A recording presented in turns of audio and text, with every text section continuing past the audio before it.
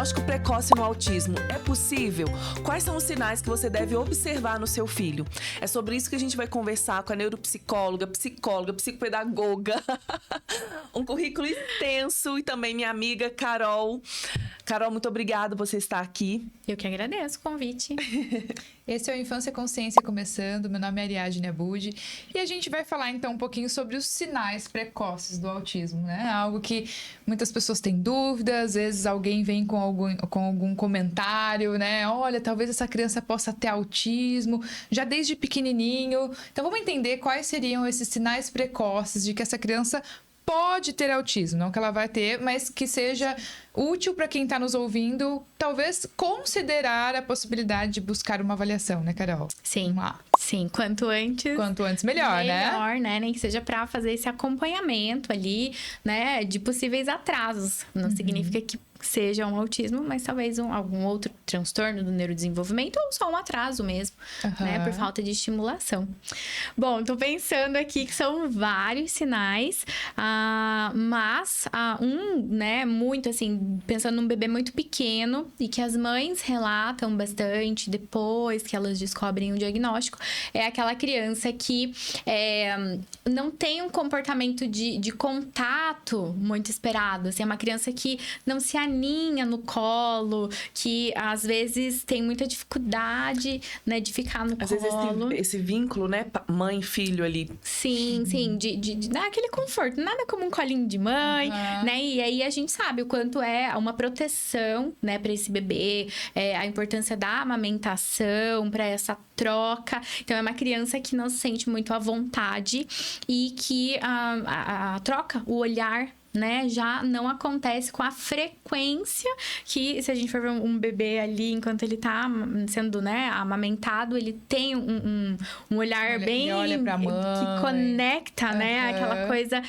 que fica ali muito forte. Então, às vezes, isso não acontece, né? Tem o bebê humano, ele tem uma preferência pelo rosto humano. Pelo rosto humano. Né? E aí, um dos sinais envolve isso também, né? Sim. Essa criança não buscar tanto o rosto humano ou se atentar à voz humana também. Sim. Essa questão ali da reciprocidade, né? Com seu cuidador. E aí, junto com isso também, é uma criança, às vezes, que está sendo amamentada e aí a cortina começa a balançar atrás, né? Ou um ventilador de teto ali, ela acaba se conectando, tendo mais interesse, às vezes, com o objeto, né? Então, ela chama mais a atenção dela esse objeto, esse movimento de um objeto do que, né, o rosto humano do cuidador. É uma criança que pode chorar muito. É que assim, bebê a gente já espera, né, que chore bastante. Ela tá no momento de adaptação, principalmente nos 3 primeiros meses, que a gente fala que é essa esterogestação, que é o finalzinho dessa gestação fora, né, do corpo da mãe. E que, então, tá no momento de adaptação, vai chorar, vai precisar depender 100% desse cuidador, né, para suas necessidades básicas. Mas, além disso, de tudo suprido, da alimentação, do sono, do contato afetivo, é uma criança que acaba chorando muito e aí passa por médicos. Às vezes, os médicos, não tem nada, faz exame. Às vezes é uma criança que tá mais irritadiça e tem dificuldade também de se corregular, né, com a sua cuidadora principal, a mãe. Ele tem dificuldade de achar o lado, né, dessa criança. De que traga algum conforto, algum acalento ali na criança. E aí, conforme vai crescendo, é uma criança que não corresponde muitas vezes ao nome, né? É chamado e chama muito. Parece que não tá ouvindo. Então, a gente tem os exames, né, auditivos, que se faz desde muito cedo. Então, quando a criança chega pra gente, independente de quantos meses, quantos anos ela tem, a gente sempre vai pedir pra reforçar esse exame, né? Vamos fazer, se tem, se não tem, porque é fundamental saber se a criança tá ouvindo. Porque, claro, que quando tem uma via sensorial ali que não tá acontecendo, tá prejudicada, vai limitar também esse desenvolvimento dessa criança. E até o não estar ouvindo tem que ser analisado também, porque às vezes ela tá distraída, né? Também. Porque o bebê, prestando assim... atenção em outra coisa, ela não tá ouvindo alguém chamando atrás, né? Mas assim, o bebê, nesses primeiros meses, ele vai corresponder à voz humana, né? Assim, Sim. qualquer voz humana, ele vai olhar, né? Dentro dessa frequência, ele vai se atentar. Sim. Pra depois ele poder, por volta dos 9 meses, começar a responder ao nome. Porque ele não tem muito contato nesses primeiros meses com outros objetos, né? É mais ali o cuidador mesmo. Então tem que ser o contato humano. E aí, se ali ele já não corresponde, peraí, né? Porque o que a gente vê, assim, esses primeiros anos de vida, o bebê humano, ele tem como se fosse algumas habilidades inatas, né? E responder à voz humana é algo importante para a sobrevivência dele, assim como está ali voltado para a face humana, para perceber a emoção, né, dos pais. Então, tem pesquisas do desenvolvimento, da psicologia do desenvolvimento, que é a coisa mais linda. Que nem a mãe mostra a face de preocupada e a criança para ali, ela não vai até andando ali, engateando naquele abismo visual ali, porque ela já está modulando o seu comportamento a partir da face humana. Então, essas habilidades inatas que a criança está pronta, né, para responder.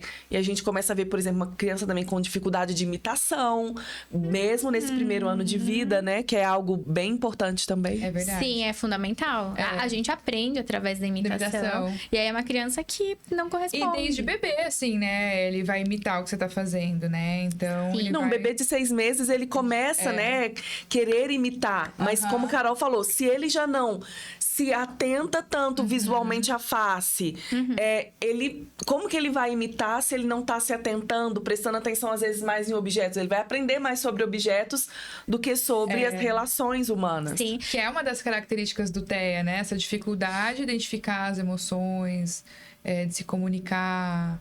Quando ele vai crescendo mais, a gente vai percebendo mais também. Vai ficando mais Vai nítido, ficando mais né? Mas a nítido. orientação social, desde muito bebê, a gente já começa a perceber esses primeiros sinais, né? Sim, até porque a fala, né, ela vem também muito por essa imitação, pra olhar, né, a gente vê esses vídeos de bebês, a gente que atende, faz intervenção precoce, vê vídeos muito dos bebês, né, típicos, até pra ir sabendo dos marcos do desenvolvimento. Então, o bebê que começa a ver a boca, né, do seu cuidador pra conseguir falar. E às vezes eles ficam assim, ó.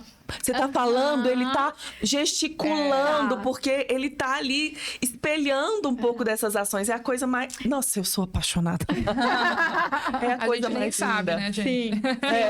Esses dias eu desci na piscina lá do prédio e aí tinha uma menininha de uns 9, 10 meses, assim, tentando ficar em pé ainda ali. Sim. E aí eu falava com ela e ela tava fissurada na minha boca. Aí eu falei pra mãe, olha, essa daí tá louquinha pra falar, né? E aí, né, a mãe não tinha esse conhecimento. Eu falei, então, olha, quando você, né, estiver conversando com ela, tente gesticular bastante, falar palavras isoladas, né, pra ela começar a imitar, porque ela tá assim, né, querendo Que aí quando vem o muito. papai, né, ela vai E é indo. legal também, assim, um dos sinais também precoces do autismo, às vezes é um rebaixamento de vocalização.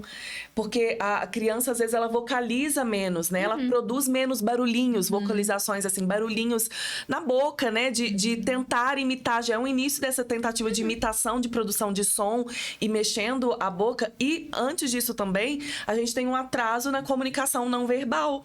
Porque a criança, antes de verbalizar, ela começa a entender que a comunicação é eu falo ou eu balbucio